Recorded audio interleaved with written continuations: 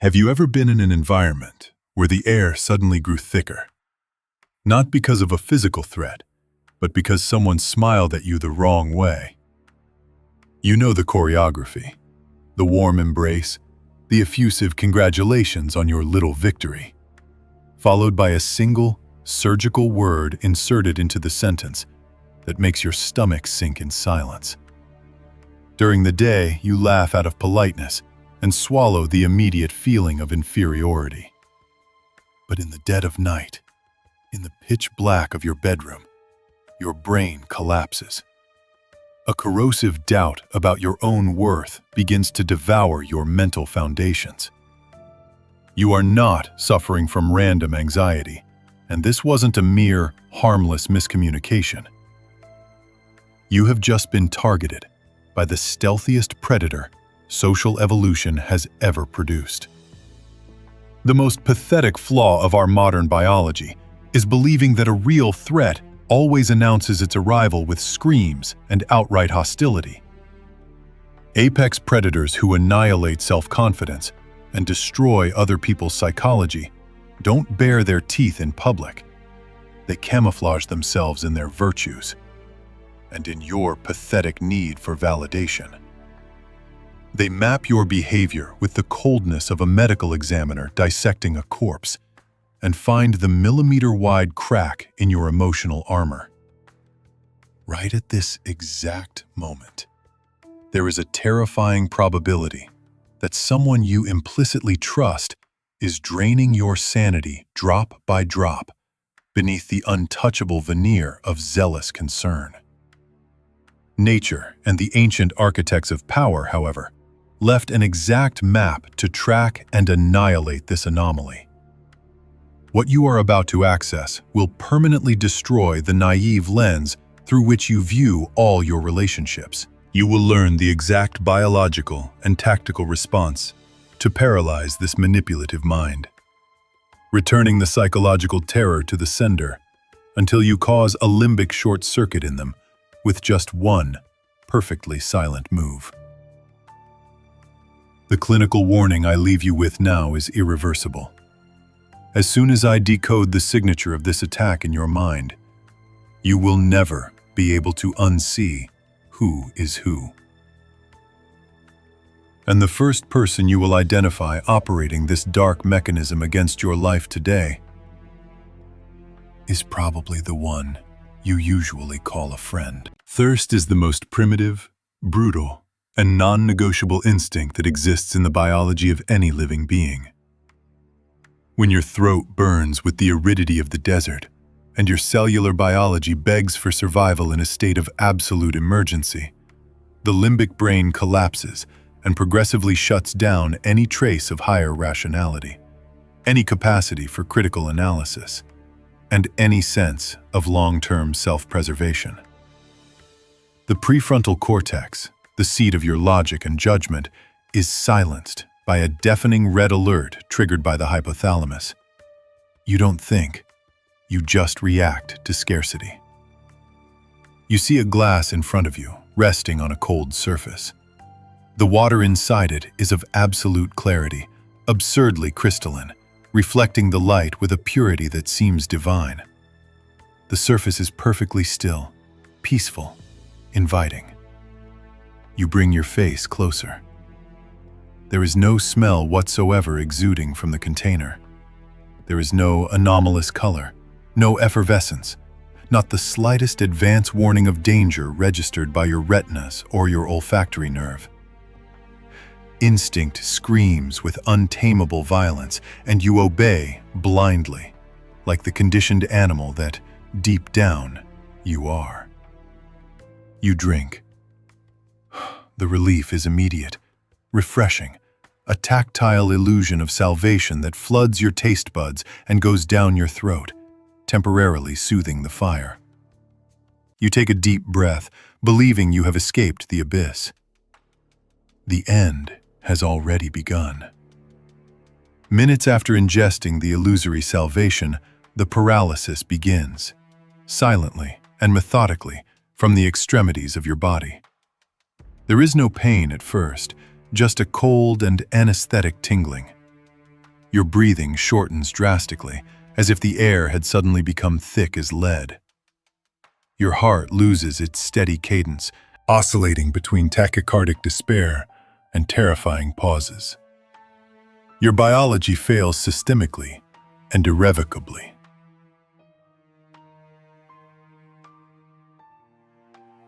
The end of your line didn't come from a frontal assault.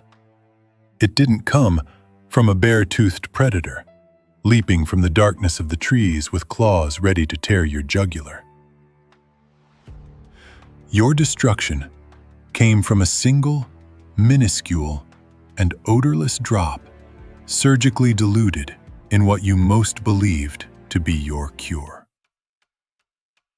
The most lethal poison of all time, the destroyer of empires and sanities, never announces its arrival with fanfares, screams, or declarations of war. It dresses itself in temporary relief. It camouflages itself with psychopathic perfection in your desperate need for trust, for belonging, and for approval. Many of you listening to me right now do not have the biological stomach necessary to process, digest, and endure what I am going to say next. The overwhelming and pathetic mass that crosses the gates of this channel daily is only looking for chewed-up psychological comfort, virtual pats on the back, cheap validation, or a magic dopamine pill to feel tactically superior while continuing to be methodically eaten alive in the real world.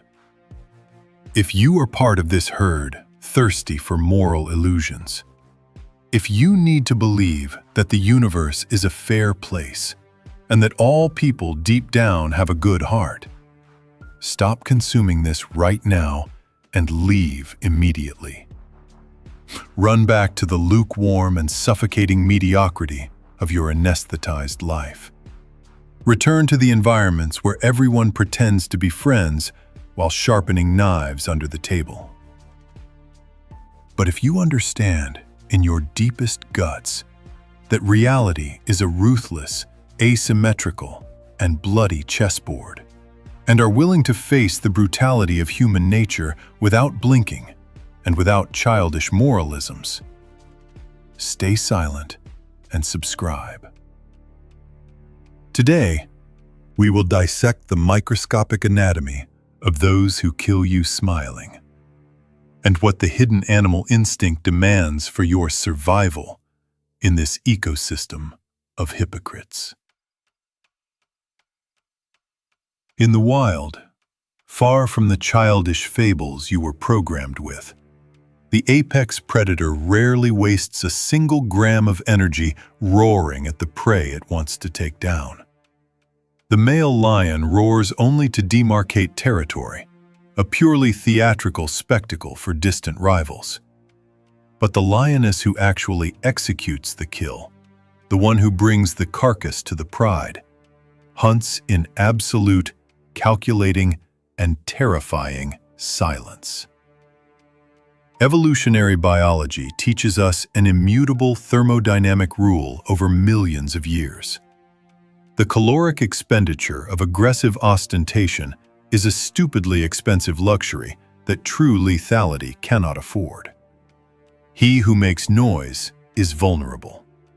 He who threatens is spending the energy that should be used in executing the strike.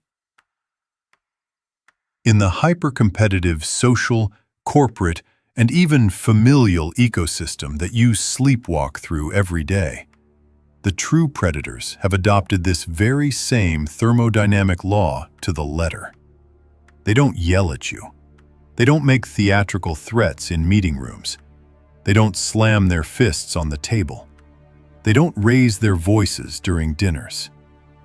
The invisible predator enters your life with the rehearsed, soft, and comforting posture of a devoted ally and unconditional admirer. They are the glass of crystalline water. This dark archetype approaches you surgically when you achieve a small success. in the exact millisecond your limbic guard is totally lowered by the addictive euphoria of victory. Their attack is meticulous, millimetrically designed, and comes disguised as the purest, sweetest, and most disinterested admiration. Imagine the scene you've already lived dozens of times, without realizing the math behind it. A perfectly calculated compliment is uttered in public, specifically crafted to carry a hidden blade between the lines, invisible to the eyes of laymen. It is a radiant word of encouragement, an effusive congratulations that ends, almost like an unwanted sigh, with a slight and almost imperceptible caveat about your ability to maintain this success in the long term. Or about how you got lucky this time. Or about how your work resembles that of someone infinitely superior. The poison being dripped into the water. You, intoxicated by your own vanity at having been praised initially, smile back. You thank them for the seemingly paternal and sincere support. The horror begins afterward. That same night, as you lay your head on the pillow, when the noise of the world ceases and the room darkens. The limbic brain that didn't detect the anomaly during the day's eye contact begins to process the profound cognitive dissonance of that interaction. Doubt settles into your synapses like a silent, malignant tumor. The seed of insecurity germinates in the darkness of your own bedroom. That compliment didn't feel like a compliment. That acknowledgement of success came with a metallic taste of inferiority. You were poisoned by the one who smiled at you, by the one who hugged you, by the one who shook your hand firmly and looked into your eyes. This is the macabre choreography, the funeral dance of those who use approval as the most sophisticated weapon of psychological sabotage.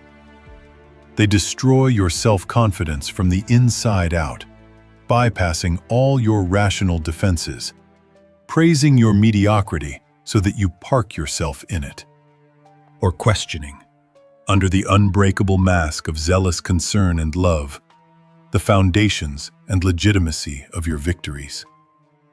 Their miserable, envious, and parasitic biology demands your structural diminishment so that they can feel, for a fraction of a second, colossal.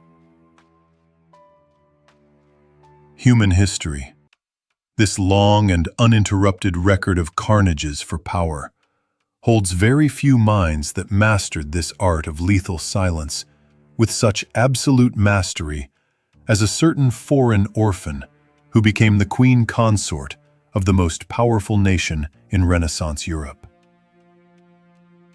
In a foreign court absolutely infested with paranoid spies, bloody betrayals funded by gold, and nobles whose infinite arrogance frequently preceded and outshined their intellect, she arrived as an underestimated pawn, tolerated only out of political convenience, and seen as totally disposable.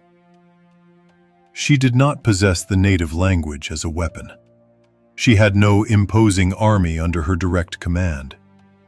She did not hold the historical respect or initial loyalty of powerful clerics or decorated generals. The entire environment openly conspired against her existence, whispering insults in tapestry-lined corridors, and humiliating her through comparisons with the king's official mistresses. Any average mind would have succumbed. Instead of reacting to the constant palace humiliations with destructive frontal attacks, instead of demanding respect in outbursts of childish fury, or crying in corners seeking sympathy, she adopted the flawless, frigid, and terrifying posture of the invisible predator. She amputated her own ego. She observed every breath in the throne room. She mapped every weakness, every hidden vice, every fragile alliance built on greed. She smiled softly at the tormentors who despised her. She publicly agreed, with a humility staged with theatrical perfection, with the leaders she secretly planned to dismember, while the nobles fought openly in the brightly lit corridors, displaying their intentions and ambitions like stupid, vain peacocks intoxicated by their own reflections. She spun invisible and unbreakable webs in the dark, damp corners of the palace. Dissimulation was not a technique. It was her impenetrable lead shield and generational patience. The ability to wait decades to destroy an enemy was her sharpest and cleanest blade. When the patience ended, the world bled. When she finally orchestrated her great purge, the strike was of absolute brutality, fulminating, definitive, and, to the victims inebriated on wine and arrogant confidence, completely impossible to predict until the steel pierced their skin. Those same nobles who humiliated her for years were smilingly toasting with her just days before they realized, too late, that the city's doors and gates were locked from the inside and that they were all already walking corpses, marked for extermination in the dead of night. The sepulchral silence, the apparent acceptance of offenses, and the continuous passive observation are not, under any mathematical or biological hypothesis, signs of submission or weakness, but the invariable signatures of preparation for supreme domination and the annihilation of the opponent. You urgently need, for your own emotional and physical survival, to understand the cold and amoral mechanics of power dynamics and stop, once and for all, acting like a frightened mammal reacting to primal stimuli. Your childish and chronic need to prove to everyone that you are right, your biological and pathetic compulsion to counter every passive-aggressive provocation with a rational justification, and your primitive desire to bare your teeth and raise your voice to whoever dares to doubt your capability, are the biggest design flaws in your behavioral software. When that recurring individual, that bitter relative, or that parasitic coworker congratulates you on your newly launched project, only to, on the exact same exhale, in the same smiling sentence, compare you nostalgically and with apparent innocence to the work of someone supposedly superior, or point out a minuscule, irrelevant flaw. Your immediate chemical reaction is to throw up a wall of defense. You try to justify yourself frantically. You argue, in a tone almost begging for understanding, about the monumental difficulties of your process. You list the absurd obstacles you overcame. You try to convince your saboteur of your own worth. In that exact millisecond of defensive reaction, you signed your own sentence of defeat and gave the game away. The invisible predator who uses poisoned praise is not looking for the factual truth of your arguments. He feeds and strengthens himself exclusively on your emotional reactivity. With every sweaty justification you provide, with every word spent trying to defend your position to someone pretending to be a friend, you hand them the keys and absolute control of your emotional thermostat. You swallow the crystalline water, knowing intimately that it is contaminated, feeling the poison tear your stomach apart, only because you have a paralyzing terror, a social phobia instilled in childhood, of looking antisocial, rude, ungrateful, or bitter by refusing the glass offered with a fake smile. The dark manipulation materializes not because the other is an omnipotent master of mental chess, but simply because your wounded pride and your desperate need for external validation are levers far too long, too loose, and pathetically easy to be pulled by anyone with a minimum of malignant observation. The inescapable, brutal, and nauseating moment for the autopsy of your own ego has arrived. Look at your own actions, at your attitudes over the last few years. With the exact same clinical, detached, and dissecting coldness that I demand of you toward the external world. You love putting yourself in the role of the enlightened victim, surrounded by unscrupulous manipulators. But how many times have you not been the cowardly architect of your own moral sabotage? Look into the mirror of your own darkness. How many times have you yourself not used the sacred and socially accepted cloak of so-called brutal honesty, only to gratuitously wound an ally in a cruel way, not to help them improve, but out of pure and absolute silent envy of the other's brilliance that outshined your mediocrity? How many times have you half-heartedly praised the partial failure of someone more successful than you, because that person's sudden fall momentarily masked your own shameful stagnation in life? The gigantic, shapeless, and terrifying shadow that you point to with genuine horror in the other is, with a frequency that would destroy your self-image if admitted, a projected, inverted, and perfectly clear reflection of your own defective mental gears and your most unconfessable repressions.